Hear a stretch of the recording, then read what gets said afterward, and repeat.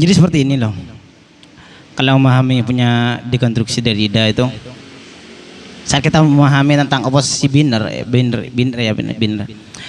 Dekonstruksi itu tidak untuk membalikkan antara satu oposisi dengan oposisi yang lain, atau tidak, bukan untuk mendamaikan antara keduanya, atau dalam artian mendamaikan antara tesis dan antitesis. Tapi justru dekonstruksi itu memberikan jalan alternatif lain. Jadi misalnya menurut Le misalnya tadi itu jadi seandainya dikonstruksikan dengan pemikiran Derrida, alternatif lain dari itu, maka pengkajiannya harus juga disesuaikan dengan pemahaman misalnya kultur budaya atau interaksi sosial gitu. Bukan lantas mencoba, kan itu upaya seakan-akan oposisi satu dari yang mufassir aslinya dengan yang bahasanya senior, kalau bahasanya Faruk, itu bukan lantas mencoba mendamaikan keduanya. Kan ini penentangan antara persoalan individu dengan satu yang kalau bahasanya Derrida, satu yang sudah validitas kebenarannya itu loh. Justru yang diharapkan itu ada alternatif lain. Apa? Ada subjek juga di sana yang dalam analisisnya dia juga bisa menggunakan pendekatan antara term satu menggunakan term yang lain. Kalau ini saya rasa bukan untuk mendamaikan, tapi memberikan alternatif dari kedua penafsiran yang kamu berikan tadi, penafsiran versi mufassir dan penafsiran versi kakak senior gitu loh. Mungkin saya sedikit tambahan ya. Mungkin dari pemaparan dari pemateri itu, kan dulu di simposium itu pernah bahas tentang eufemisme ataupun penghalusan dalam bahasa. Misal kamu katanya dibebaskan tugasnya, lalu itu kan seakan-akan memberikan penafsiran bukan dibebaskan tapi dipecat. Ya mungkin itu. Tapi di sini dalam bahasa ya, dulu pernah juga di simposium ini membahas tentang pola-pola perubahan dari bahasa. Semisal kayak anjir, anjay itu kan bermula dari anjing kan gitu, tapi dipoles gitu. Itu kan sudah merubah bentuk keaslian dari kata yang semula, namun penafsirnya juga sama gitu. Itu gimana kalau menemukan? Tidak problem. Apa enggak takutnya ada ya tentang dekonstruksi juga gitu, dari yang semula hingga yang semulanya itu anjing diubah, dipoles, diperhalus lagi dengan anjay, anjrit dan semacamnya. Oke. Nah, menanggapi hal demikian itu kan sudah berbicara antara tekstualisasi yang satu dengan yang lain sudah beda ya. Tapi memang dari beragam pemaknaan itu, Derrida memberikan semacam penghargaan ya, penghargaan untuk para pemikir-pemikir yang menghasilkan beberapa makna itu dengan pemikirannya yang disebut, kalau nggak salah itu, semoga nggak salah pronunciation-nya ya, itu difference. Kalian di bahasa Prancis. Nah, difference itu sebenarnya mencoba ya diberikan kepada satu makna yang sifatnya itu ikofik, makna yang bersifat plural. Iya, umum, general. Jadi ini diantara penghargaan Derrida bagi beberapa mufassir yang menghasilkan, atau seorang subjek yang menghasilkan beberapa makna lainnya. Itu ada yang namanya different, yang dia melibatkan satu makna yang ekofik, umum.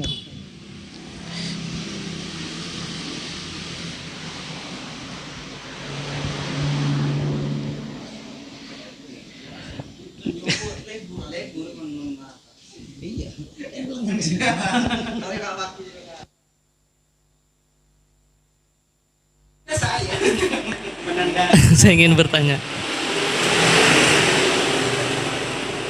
Saya ingin bertanya.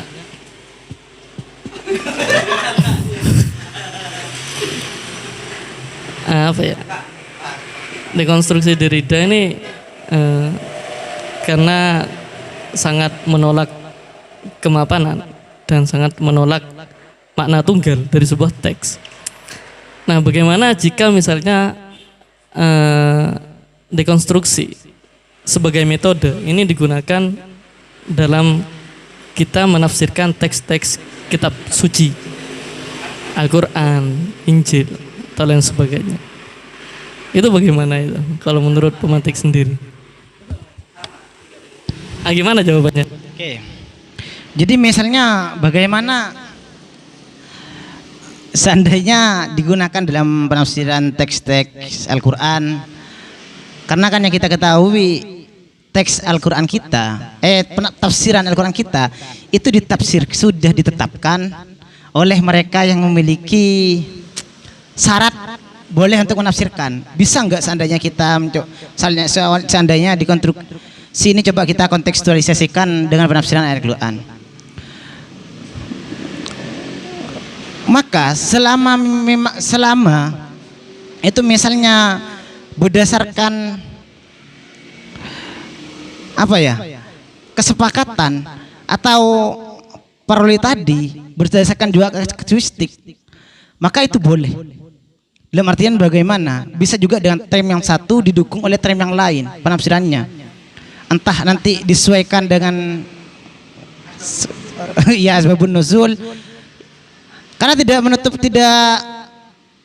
bisa kita pungkiri sesuatu yang sudah kukuh makna kemapanan validitas kebenaran tafsir versi dulu itu justru sekarang ditafsirkan ulang dengan menggunakan, kalau bahasanya dia itu bekas atau satu yang sudah ditafsirkan dulu itu juga dijadikan sebagai pola atau landasan dasar untuk menafsirkan ayat berdasar dengan tafsiran yang berbeda pada masa sekarang gitu loh, ketimbang masa dulu. Jadi itu sah saja, apalagi ini ya kontekstualisasinya di Islam, sedangkan Derrida itu di Yahudi, pasti dia mengatakan boleh-boleh saja gitu loh. Tapi kalau kita coba kaji menggunakan pendekatan Islam, selama misalnya ada pendukung dari term yang lain, maka itu boleh. Atau seandainya dibahasakan secara teks yang awalnya memiliki kode sebagai dasar untuk memberikan pemaknaan, maka kadang-kala memang bisa didukung dengan kode-kode yang dibawa oleh subjek yang lain sehingga menciptakan tafsir lain gitu. Mungkin hanya itu.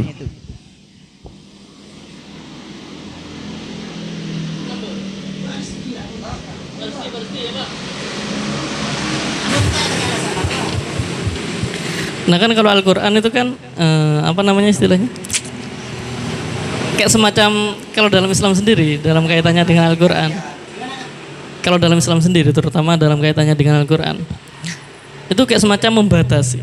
Jadi dalam artian tidak semua manusia itu bisa dengan sebebas-bebasnya bisa menerjemahkan makna yang bersembunyi di balik Al-Quran ataupun ayat. Nah makanya hanya orang-orang tertentu seperti halnya mufassir atau orang-orang yang memiliki keahlian di bidang menerjemahkan Al-Quran. Nah, maka dari itu, kalau menurut saya pribadi, sebenarnya kalau kita menerapkan prinsip kebebasan seperti halnya yang dikemukakan oleh Derrida, itu memang bisa-bisa saja. Tapi karena berhubung Al-Quran itu adalah teks suci, jadi ketika setiap orang bisa menafsirkan dengan segala kekayaan pengetahuan yang kita miliki, dengan menerapkan prinsip dari Derrida, itu tidak akan ketemu makna-makna yang terkandung di dalam Al-Quran, itu tidak akan ketemu, bukan tidak akan ketemu, tapi selalu dalam proses pencarian, dan itu akan menimbulkan banyak-banyak pengertian, dan itu dihargai kalau dalam mengikuti prinsipnya Derrida. Seperti halnya bukan Al-Quran, an-nikahu sunnati, kita bisa mengekspresikan beberapa makna di dalamnya, siapa tahu kita mengartikan tanpa menggunakan harokat, menjadi anikahu santai. Nah itu kalau menurut Derrida itu benar-benar saja, sah-sah saja. Karena itu berasal dari pemahaman orang yang menafsirkan, dan itu orang tersebut masih curiga terhadap teks tersebut. Jangan-jangan memang artinya itu nikah itu santai, kan gitu. Nah itu bertolak belakang dengan prinsip-prinsip Al-Quran. Karena mufassir-mufassir yang ada di dalam umat muslim itu mereka ada itu karena untuk memperjelas kembali makna yang ada di dalam Al-Quran, tapi ternyata jika kita menggunakan dekonstruksinya Derrida itu kita tidak akan pernah menemukan makna-makna yang memang benar adanya. Dan juga ini ada, itu yang pertama. Dan yang kedua itu sebenarnya ada sangkut pautnya dengan istilah anjing tadi itu, anjay.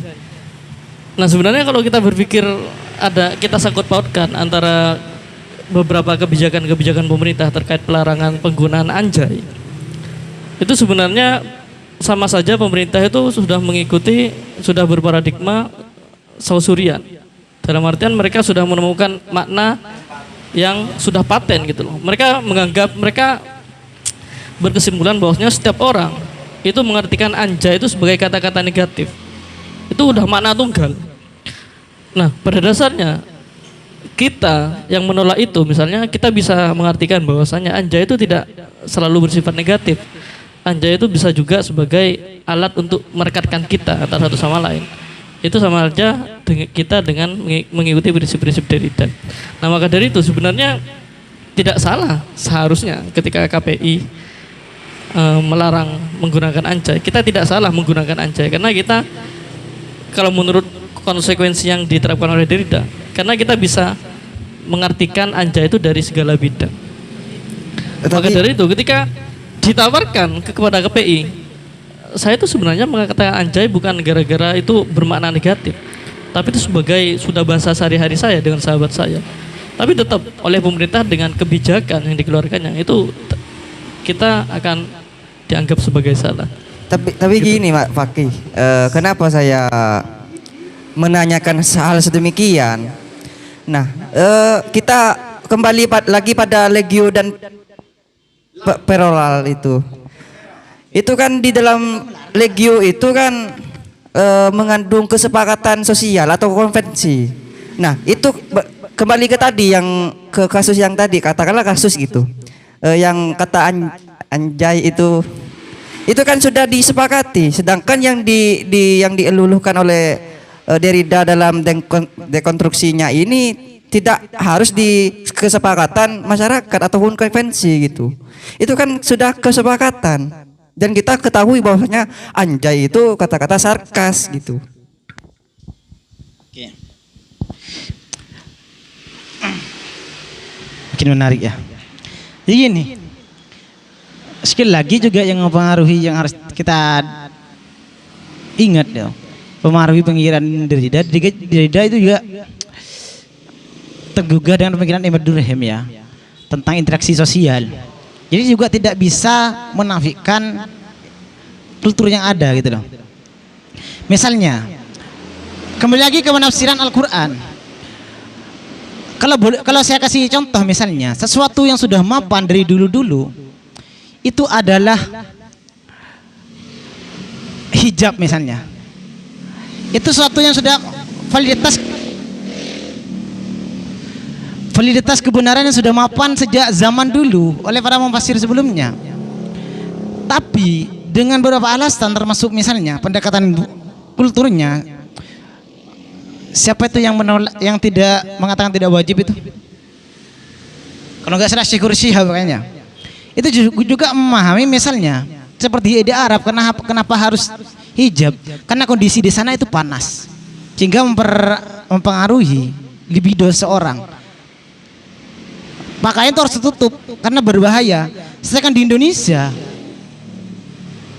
itu secara demografi misalnya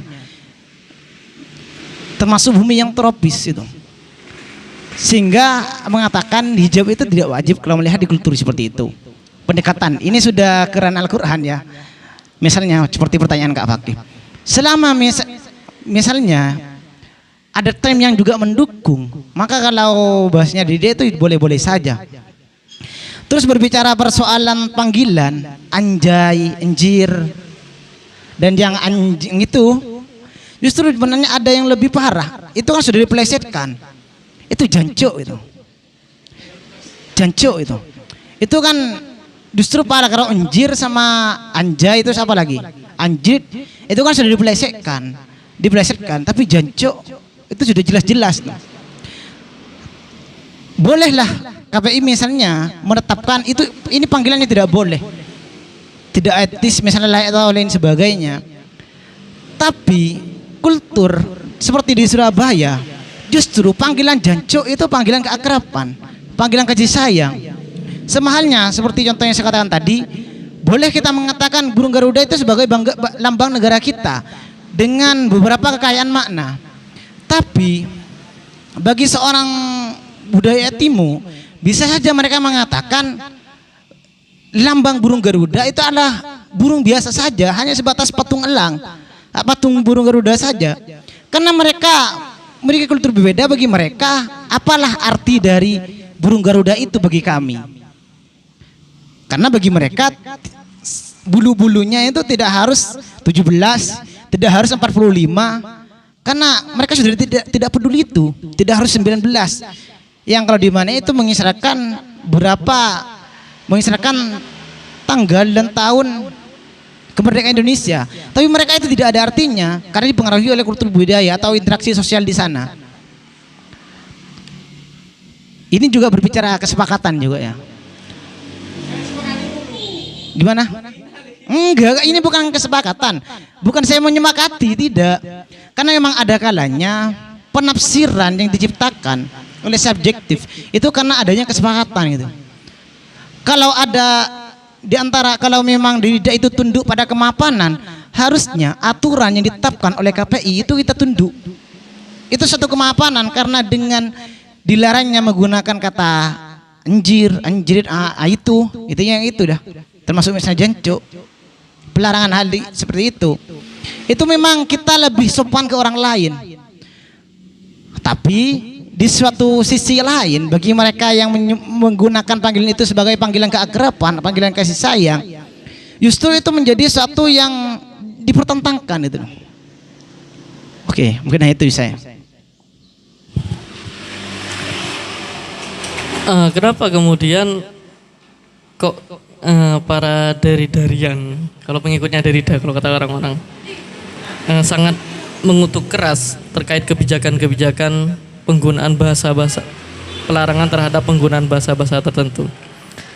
Karena dengan menetapkan bahasa A atau anjay itu sebagai bahasa yang negatif, itu sama halnya dengan pemerintah sudah menerapkan kesepakatan.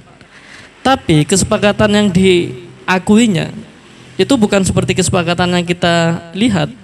Kesepakatan yang dimaksud oleh pemerintah itu adalah kesepakatan pemerintah saja dalam satu pihak, tapi bukan kesepakatan oleh banyak pihak, terutama dalam masyarakat. Nah, Derrida sendiri itu sangat menolak tentang kesepakatan dalam penggunaan bahasa. Maka dari itu kemudian saya golongkan masyarakat sipil, masyarakat umum yang menolak pelarangan penggunaan anjay itu adalah golongan Derridarian, karena mereka menolak anjay itu hanya diartikan sebagai satu makna yang mutlak, sehingga kalau menggunakan bahasa itu bisa dihukum atau lain sebagainya. Itu intinya. Sebenarnya Derrida itu sangat menolak sangat menolak kesepakatan bersama, kesepakatan dalam arti satu bahasa memiliki satu makna tunggal. Maka dari itu kemudian anjay itu tidak melulu bisa diartikan sebagai hal yang negatif, tapi juga positif, seperti halnya menambahkan keakraban atau lain sebagainya. Nah, yang perlu diperhatikan juga dari teorinya Derrida ini adalah dekonstruksi. Dekonstruksi ini bukan berarti kita membongkar semata-mata saja, moro-moro ada teks kita bongkar, kita ingin mencari mana-mana yang tersembunyi di baliknya. Tidak seperti itu saja. Setelah membongkar ini kita harus melakukan pencarian-pencarian makna tersebut secara terus-menerus, atau istilahnya itu rekonstruksi.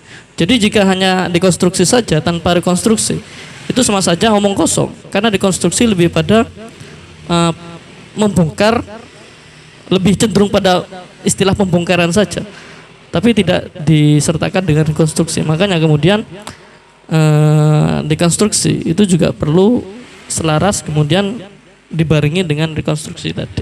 Itu yang perlu kita perhatikan dari istilahnya Derrida ini.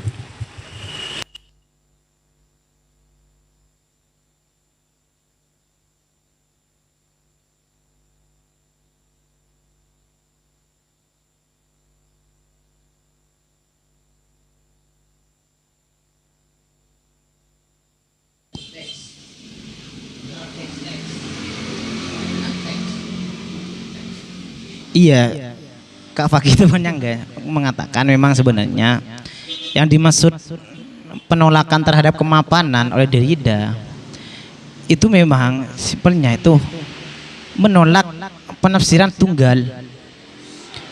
Ya dalam artian misalnya seandainya ini lambang atau ini logo atau ini perkataan, bahkan Derrida itu menolak bahwasanya ini diartikan sebagai buku bacaan.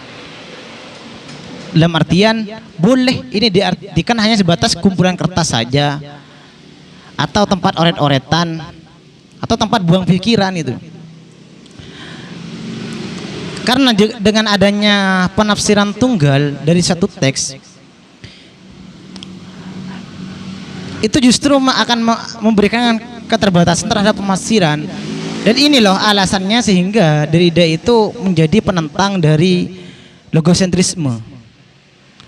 Logosentrisme itu sebenarnya kemapanan para pemikir filsuf barat yang menuhankan atau yang menganggap kebenaran itu sebenarnya berasal dari logos atau akal. Sehingga kalau bagi Derrida yang dipertentangkan dari dulu itu persoalan mitos dan logos terus. Persoalan mitos dan logos. Dan itu menghasilkan suatu makna atau satu kesepakatan yang dianggap valid. Itu yang ditolak pada hakikatnya. Bahwasanya pada suatu kesempatan boleh jadi ada subjek lain yang bahkan melahirkan kebenaran versi dia, versi subjek itu, sehingga tidak terjadi penafsiran tunggal di teks, gambar atau lain sebagainya. Karena sekali lagi mengkaji teks ala Derrida itu bukan hanya sebatas susunan kata-kata, tapi bisa jadi pemahaman, konsep, logo lain sebagainya, itu bagian di teks versi Derrida itu. Oke.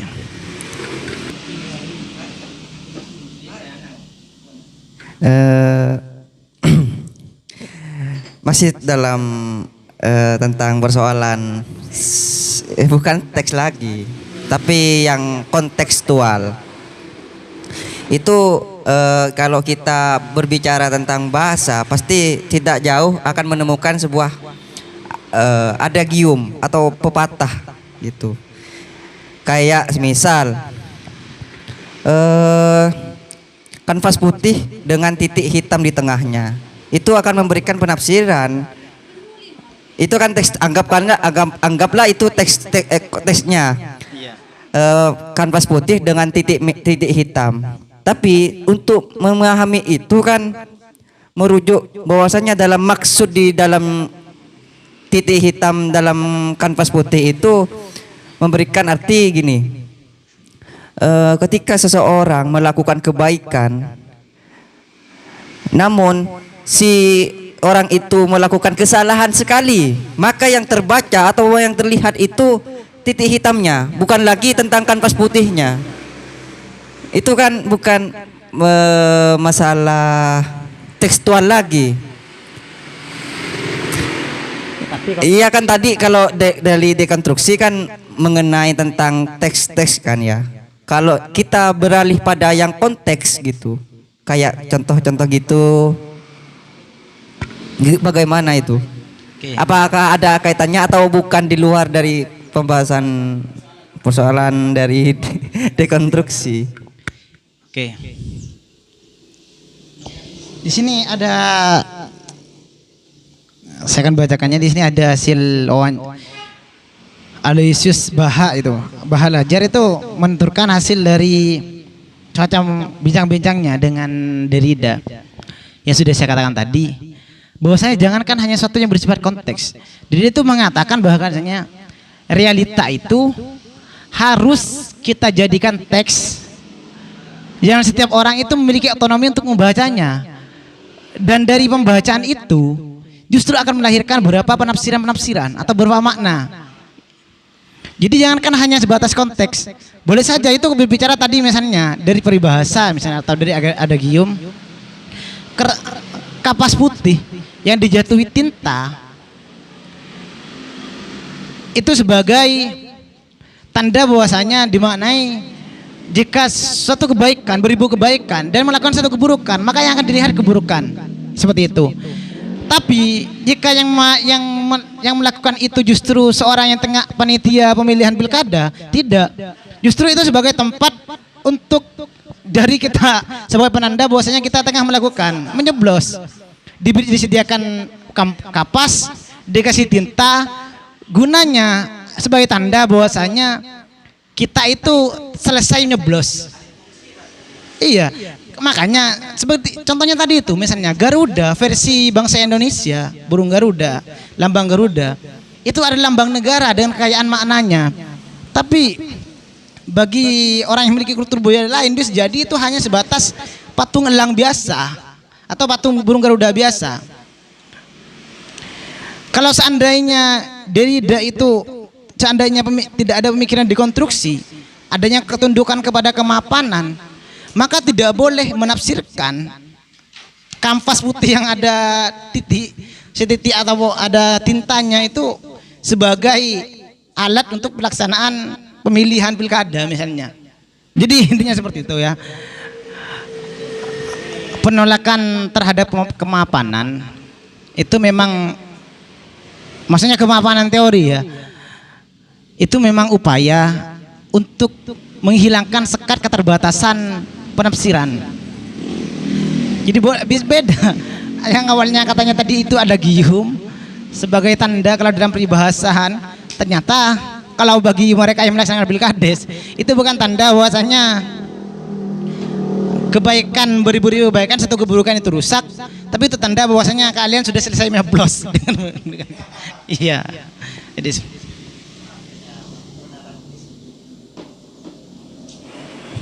seruput dulu kopinya.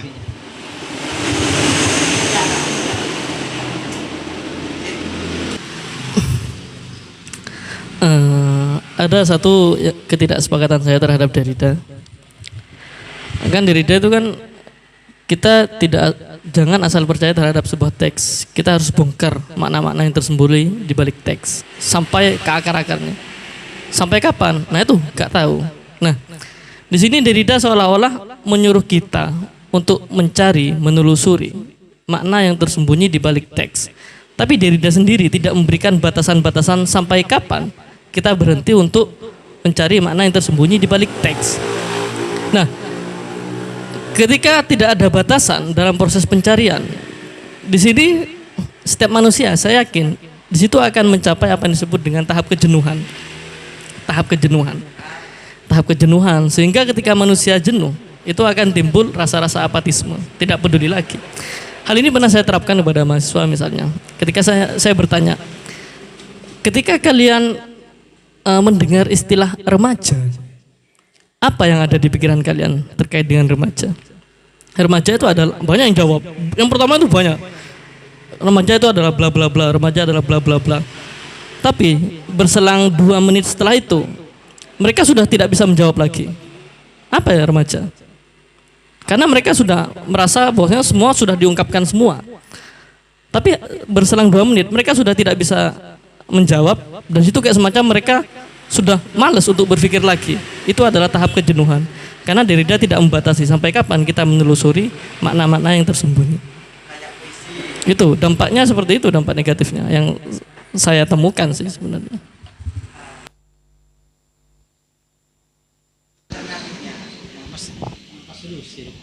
Mas Mare.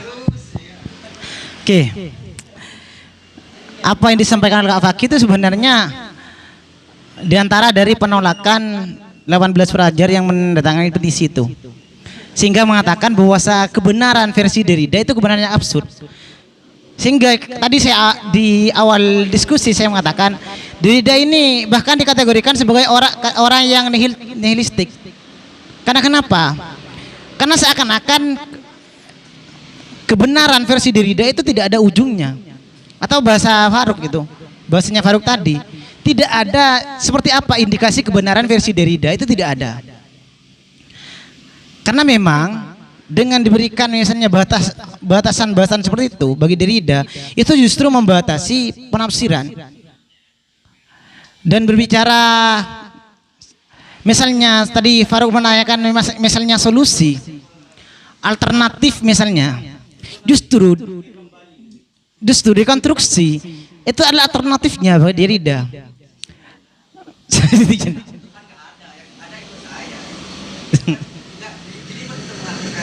Iya. Jadi misalnya kita berbicara persoalan keabsurditasan dari kebenaran Derrida, memang versi seperti itu. Makanya gurun kebenaran itu, cuma Derrida pernah mengatakan demikian. Gurun kebenaran itu bukan tidak ada atau bukan nihil. Gurun kebenaran itu ada, tapi ada di seberang sana. Kita bisa menghampiri itu, Derrida, tapi kita tidak bisa mencapainya, gitu loh. Itu Derrida mengatakan gurun kebenaran itu ada, tapi di seberang sana, bukan nihil atau bukan absurd. Ada di seberang sana, kita bisa menghampirinya, tapi kita tidak bisa mencapainya.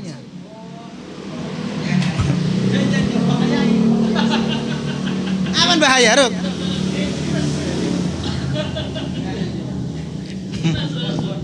Gak apa-apa, Ruk. Gak ada jurang kok, ini diskusi.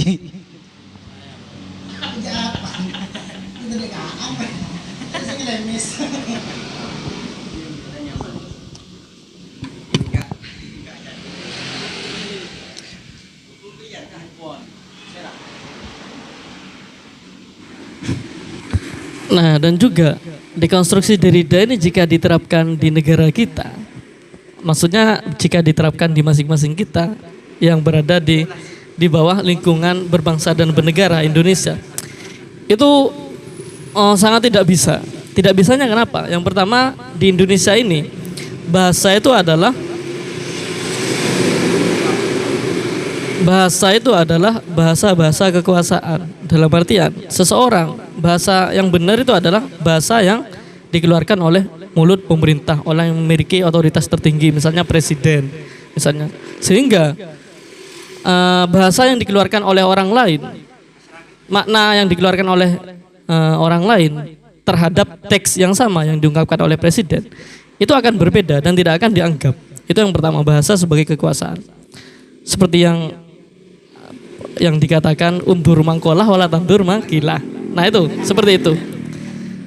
Yang kedua, di sini bahasa itu cenderung adalah bahasa-bahasa kesepakatan. Nah, kenapa kemudian Kemendikbud membuat KBBI? KBBI itu sebenarnya di sisi lain bermanfaat bagi kita untuk membuka wawasan terkait teks tertentu. Tapi di sisi lain ternyata itu seolah-olah sudah memberikan batasan kepada kita. Kesepakatan, bahwasanya yang dimaksud dengan retorika adalah arti yang dimiliki oleh Kemendikbud gitu. Itu kemudian yang tidak bisa diterapkan dekonstruksi di negara-negara seperti Indonesia.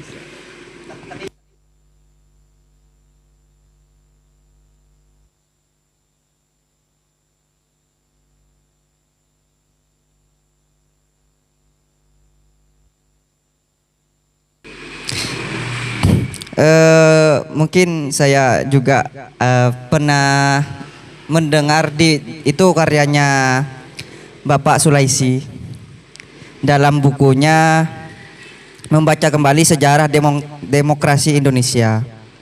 Iya, tentang istilah jancuk itu, polisi jancuk. Iya gitu. Sebenarnya itu ada tinjauan psikologis manusia.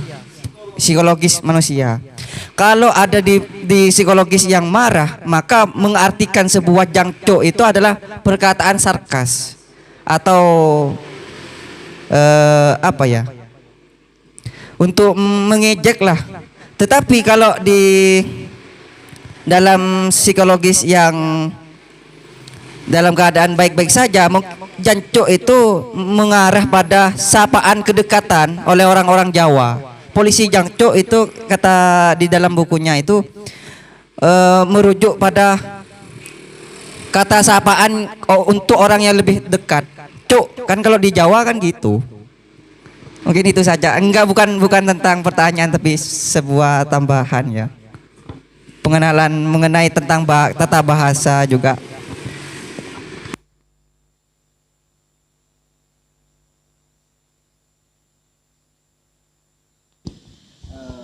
Bismillahirrahmanirrahim. Menanggapi, mungkin bukan menanggapi, jika salah mungkin bisa ditegur. Terkait dari Kak Fakih itu, lihatlah, lihat apa yang diucapkan, jangan lihat siapa yang mengucapkan seperti itu. Saya rasa dari ketika kita melihat dari Jacques Derrida itu sendiri, seakan-akan salah satu bentuk dari pola pikir Derrida itu sendiri. Dalam artian kita tidak boleh membatasi siapa saja yang mengucapkan sesuatu terhadap kita, semisal itu berbuah kebaikan, ya sudah kita ambil kan gitu. Semisal apa ya, ujarannya itu ataupun teks ataupun ucapan yang diucapkan itu berbentuk keburukan, ya kita tolak. Enggak, karena di satu sisi memang ya dari tadi itu memang enggak. Ketika kita melihat semisal bentuknya ucapannya begini, semisal baik, tapi yang mengucapkan mohon maaf, semisal suka minuman keras ataupun apa. Ketika kita sudah pandangan kita melihat yang mengucapkan itu, yang mengutarakan, kita membatasi Kak dari suatu kebaikan itu sendiri. Jadi mungkin hanya itu sih. Nah, yang terkait KBB itu aslinya seru Kak. Iya. Karena yang jelas begini, ketika teman-teman terutama maba, mahasiswa baru itu tidak terjun di dunia kampus, itu 90% dari saya meriset kemarin itu tidak paham terkait bahasa aslinya ringan sih. Makanya dibutuhkan KBBI. Nah, ketika KBBI itu seakan membatasi arti suatu teks tersebut, terus gimana solusinya Kak? Alternatifnya mungkin kan seperti itu. Maksud dari sampean ya berarti untuk maba yang memang harus download KBBI, saya rasa itu.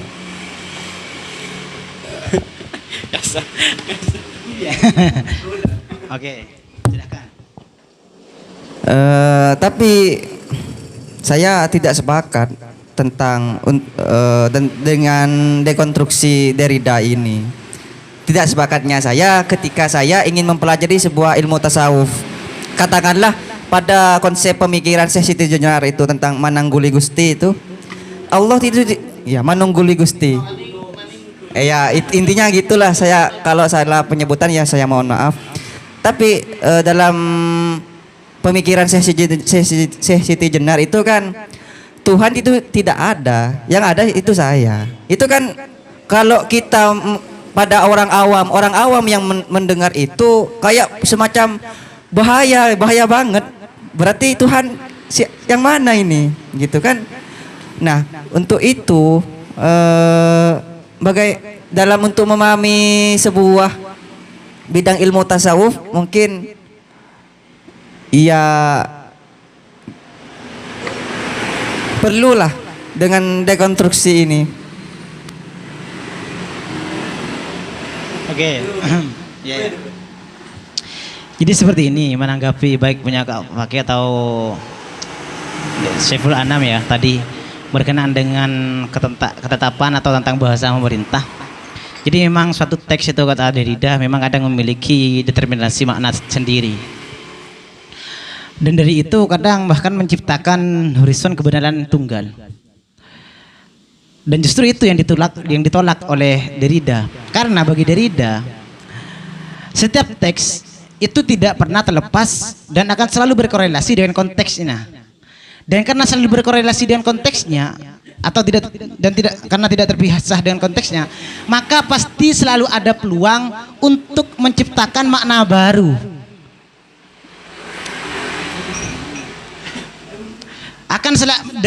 Dari konteks yang tidak pernah terpisah dari teksnya itu, membaca konteks, maka akan selalu ada makna baru.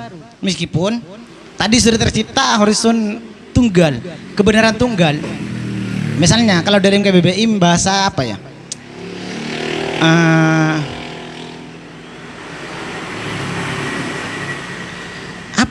Gimana, Ruk?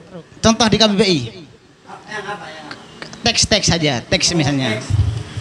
Semisal kayak hegemoni ataupun pragmatis gitu. Oh iya.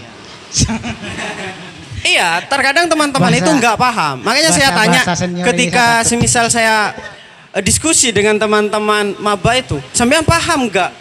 Enggak kak. Ya sudah download KBBI sekarang, mumpung ada wifi. Dengan sini ya. Ngeri ya bahasa senior. Jadi misalnya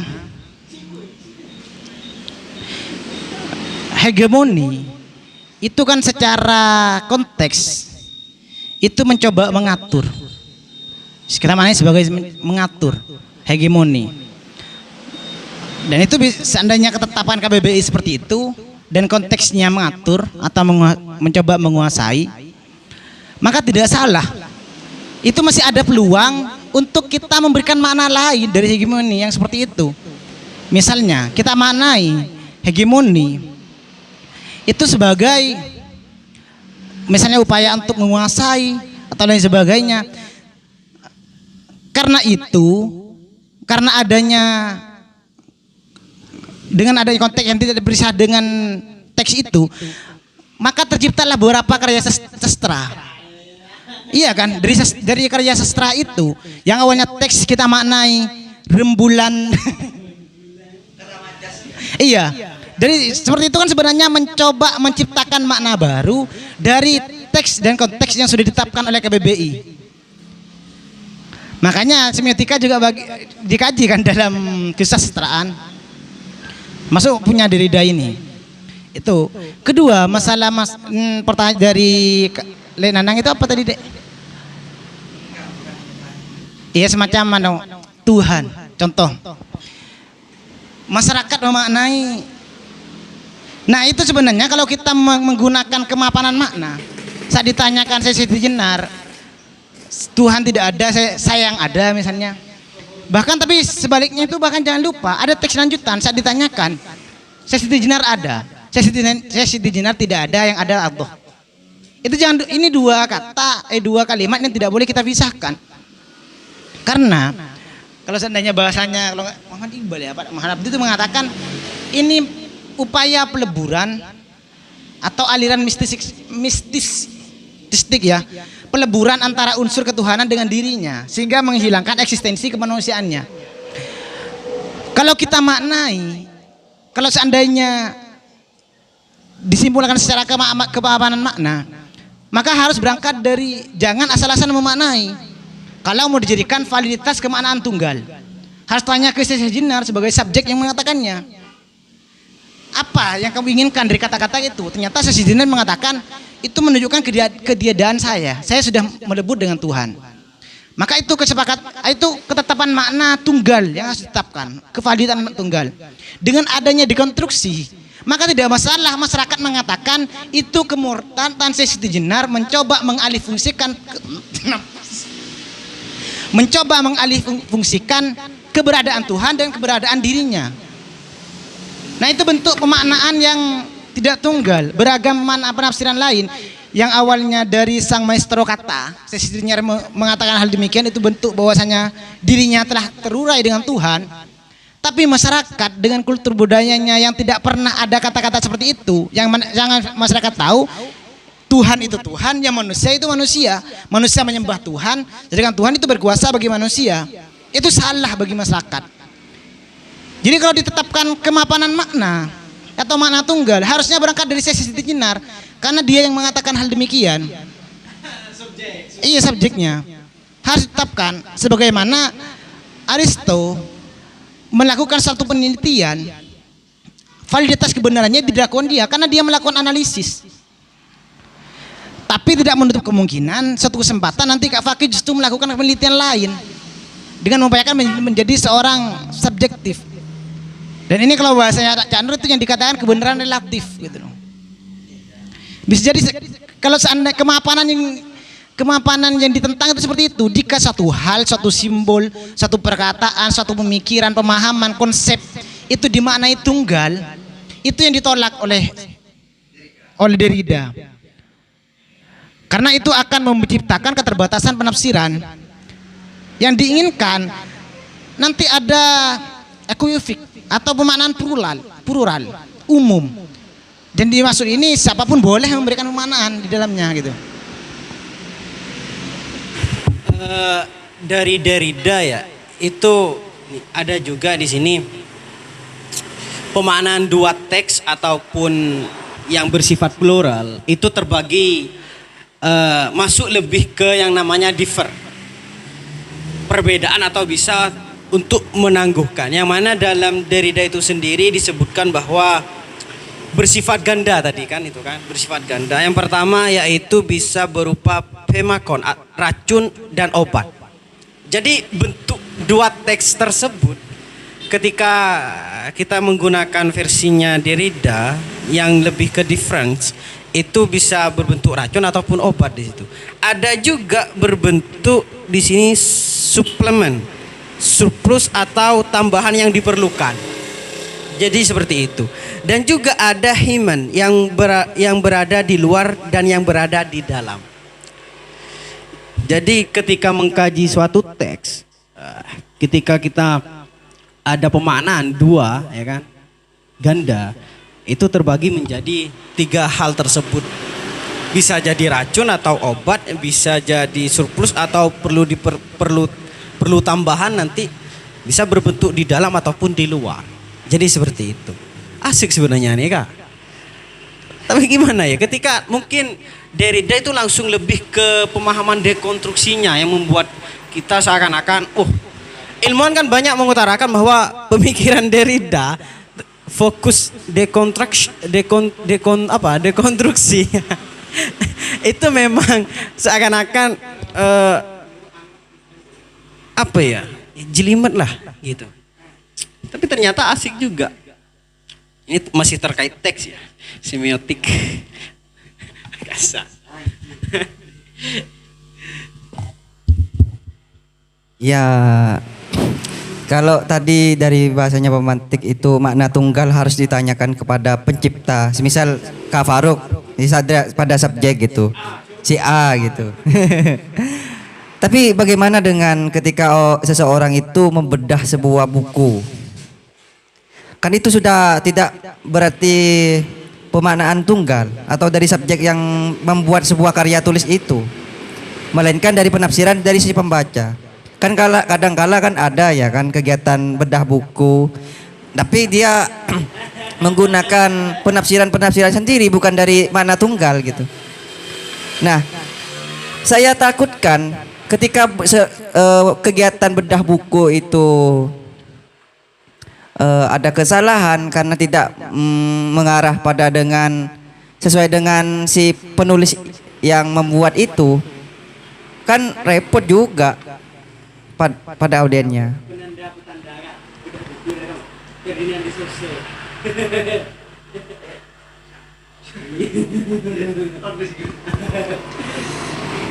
Dalam konteks bedah buku ya, sebenarnya setiap orang, kalau setiap penulis buku, kalau memang dia menerapkan paham terkait konsep dekonstruksi Derrida, dia juga harus sadar bahwasanya ketika dia menulis sebuah buku dan itu sudah didistribusikan kemana-mana bukunya, itu otomatis secara tidak langsung penulis tersebut juga harus sadar dan harus paham bahwasanya nanti itu akan berubah makna dari varian-varian maknaan dari orang-orang. Itu harus sadar seperti itu. Kalau memang penulis tersebut mengikuti dekonstruksi Derrida, sehingga meskipun nanti multi tafsir, bahkan ada tafsiran-tafsiran yang tidak sesuai dengan apa yang dimaksud oleh penulis, itu harus terima saja gitu. Nah, tapi yang perlu kita perhatikan itu kalau dalam Derrida selain kita membongkar, kita juga harus melihat secara historis. Kita tidak hanya secara kontekstual, tapi juga kita harus secara historis. Seperti apa? Ketika kita bedah buku. Jadi meskipun kita pada dasarnya memaknai bahwasanya maksud dari A ini adalah demikian, kita itu harus bertanya pada asal mula siapa yang membentuk makna tersebut, misalnya kepada penulis. Nah, contohnya juga yang dimaksud kita harus memahami makna teks secara historis itu juga ketika misalnya sekarang ya hoax. Hoax itu sekarang tuh kita artikan sebagai apa? Bahkan di dalam KBBI itu adalah berita bohong, simple gitu aja. Tapi dan juga kita hari ini memaknai hoax itu adalah suatu tindakan yang dilakukan baik menyebarkan informasi-informasi kebohongan, dan itu dengan sengaja ataupun tidak sengaja. Nah, kalau kata Derrida terkait hoax ini, kita harus cari tahu sejarah hoax itu dimulai dari siapa. Nah, oke, kita sekarang balik, kita mengulas sedikit seperti apa, kapan hoax itu pertama kali muncul. Nah, kalau kita cari ya, hoax itu pertama kali muncul itu ketika ada upaya manipulasi yang dilakukan oleh seorang fisikawan asal Amerika, Alan Sokal namanya. Jadi Alan Sokal itu profesor di New York University pada waktu itu sebenarnya ingin menguji, dia memiliki tulisan penelitian, ingin menguji penelitiannya tersebut bohong, hasilnya tuh bohong. Dia menyerahkan artikelnya tersebut kepada penerbit. Itu dilakukan hanya untuk berupaya melihat bagaimana sebenarnya profesionalisme dari seorang penerbit. Apakah dia menerima fakta bohong tersebut atau tidak.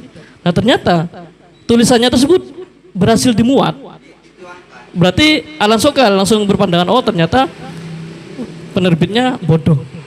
Karena itu pada dasarnya tidak seperti itu hasilnya. Nah, itu pertama kali hoax itu tercipta.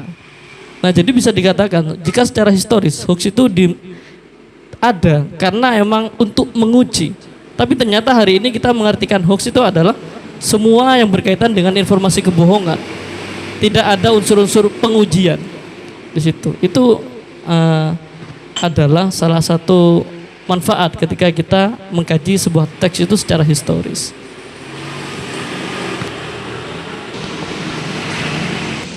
Serasa kalau berbicara bedah buku itu yang menghanut Ferdinand de Saussure itu karena biar orangnya datang ke sini nanti ya. Itu Kak Torik. Tapi gini juga ya, yang menjadi permasalahan saya sendiri terkait bedah buku, tetap bedah buku tadi. Nah kan di sisi lain Derrida mengatakan bahwasanya setiap orang berhak untuk menafsirkan buku-buku sesuai dengan pemahaman yang dimilikinya. Tapi di sisi lain Derrida itu juga menganjurkan bahwasanya untuk mencapai makna yang benar itu harus bertanya kepada siapa sebenarnya penulis tersebut, melakukan dialog. Nah, dialog tersebut pada dasarnya kalau menurut Derrida untuk memastikan kebenaran dari sebuah teks. Tapi pada dasarnya dekonstruksi itu tidak akan pernah mencari kebenaran, tidak akan pernah muncul makna tunggal itu. Tapi ketika disandingkan dengan kita mencari makna buku tersebut kepada penulisnya, otomatis bertujuan untuk menemukan apakah benar, kan gitu. Tapi di sisi lain dekonstruksi tugasnya adalah pembongkaran secara terus-menerus dan tidak akan pernah selesai gitu. Kayak semacam menelan ludah sendiri gitu.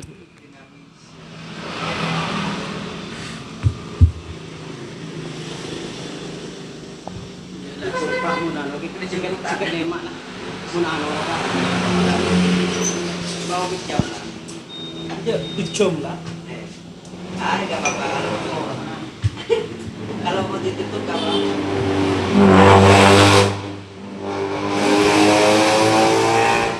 Jadi ini ada pesan saya ya untuk semoga nanti dia bisa gabung kembali diskusi.